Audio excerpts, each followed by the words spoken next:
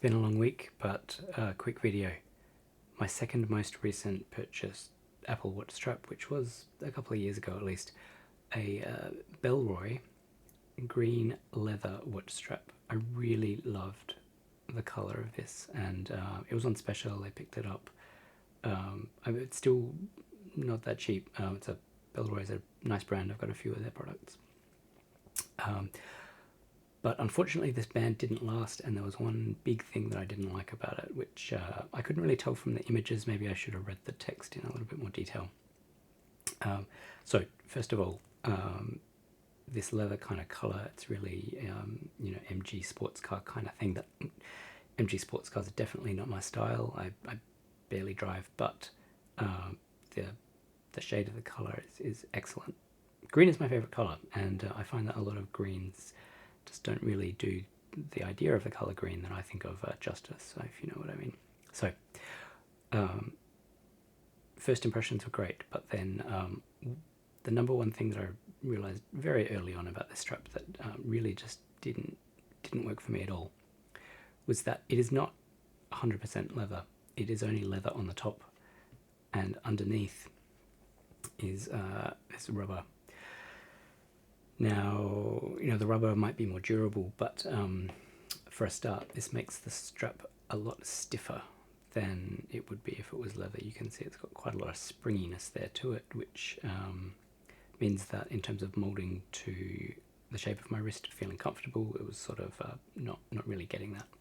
Now, the rubber means that it is less, well, it's waterproof, and so it is going to, in theory, last longer from that perspective, but because it's rubber, it also, I found that it made my, this is good, maybe hopefully not too much information, it made my wrist a little bit sweaty. So not a fantastic feeling, and that kind of, I guess the feel of rubber on skin is definitely not, it's not a natural material, it doesn't feel very nice. So that wasn't a deal breaker. I did wear this band kind of continuously, as I wore all my bands for quite some time. I don't remember how long it ended up lasting me. The reason that I stopped wearing it was because of this. So again, having issues with focus here, you can see that the glue which holds down that rubber strap, I seem to have this issue with watch straps and glue. Basically just it's peeled apart. Now that happened largely, I think, from maybe the fit of, or the pressure of that connection there with that. Come on, focus. Come on, you got it.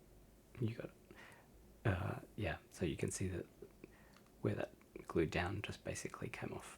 So that doesn't affect the function of the watch strap, of course, but it significantly affected my kind of my ability to appreciate the watch strap on my wrist. So coupled with the feel of the watch that I didn't really like, and yeah, the obvious kind of mechanical issue, well, that got unfortunately relegated to my watch strap bin quite quickly. Besides that, I did quite like it.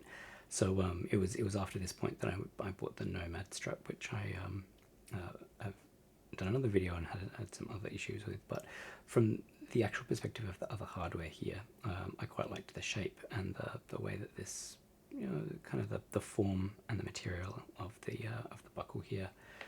Certainly nothing to complain about in terms of kind of the overall design. It's just a bit of a shame it didn't last as long as I hoped, and that the material wasn't 100% leather. Now, I have seen that Bellroy does do 100% leather watch straps now. I don't know if they did here and I just sort of picked up the wrong one for me, or if they had enough feedback that these weren't kind of working out well for their customers, and they decided to go do the proper thing. But that's saga number 2 in terms of my endless quest, apparently, for finding the perfect watch strap for my watch.